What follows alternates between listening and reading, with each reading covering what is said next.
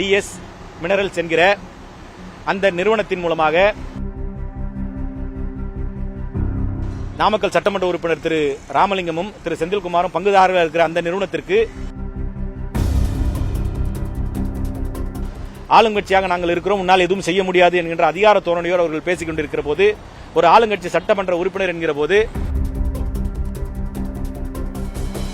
இனி தொடர்ந்து இதுபோன்ற செயலை செய்து கொண்டிருக்கிறீர்கள் என்று சொன்னால், எனது கட்சிக்காரர் திரு கலைச்செல்வன் என்பவர் படப்பையில விராட் கார்பரேஷன் என்கிற தண்ணீர் சுத்திகரிப்பு நிறுவனத்தை நடத்தி வருகிறார். அதன் மூலமாக 4-5 மாவட்டங்களுக்கு சுத்திகரிக்கப்பட்ட குடிநீரை விற்பனை செய்து விநியோகம் செய்து கொண்டிருக்கிறார்.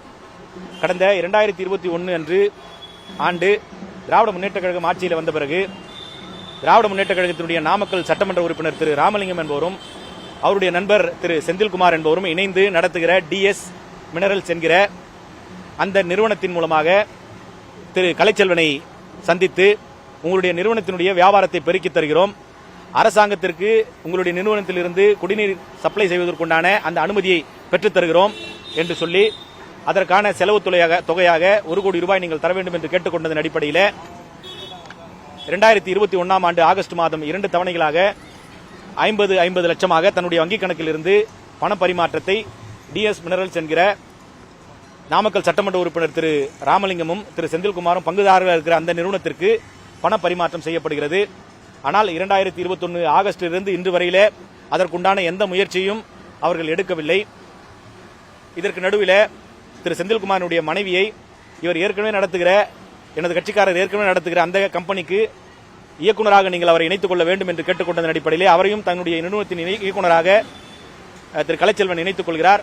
இருந்தும் எந்தவிதமான முன்னேற்பாடுகளும் அவர்கள் செய்யாத காரணத்தினாலும், அரசிலிருந்து எந்தவிதமான ஒப்பந்தத்தையும் அவர்கள் பெற்றுத் தராத காரணத்தினாலும் அந்த பணத்தை திருப்பித் தருமாறு கேட்கிற போது, இதுநாள் வரையிலே அவர்கள் திருப்பித் தருவதற்குண்டான எந்த முகாந்திரமும் எடுக்காத காரணத்தினாலும் தொடர்ந்து கேட்கிற போது, அவர்கள் இவருடைய உயிருக்கு அச்சுறுத்தல் இருக்கக்கூடிய விதமாகவும் தொடர்ந்து அவர்கள் பேசிக் கொண்டிருப்பதிலையும், ஆளுங்கட்சியாக நாங்கள் இருக்கிறோம், முன்னால் எதுவும் செய்ய முடியாது என்கின்ற அதிகார தோரணையோடு அவர்கள் பேசிக் கொண்டிருக்கிற போது, ஒரு ஆளுங்கட்சி சட்டமன்ற உறுப்பினர் என்கிற போது, இது எந்த இடத்தில் புகார் கொடுத்தால் நடவடிக்கை உடனடியாக இருக்கும் என்று நாங்கள் கருதி இன்று காவல்துறை தலைமை இயக்குநரை நேரில் சந்தித்து அவரிடத்திலே புகார் மனு கொடுத்திருக்கிறோம். புகாரை முழுவதுமாக படித்து பார்த்த காவல்துறை தலைமை இயக்குநர் உடனடியாக அதன் மீது உரிய நடவடிக்கை எடுக்கப்படும் என்று உத்தரவாதம் கொடுத்திருக்கிறார்.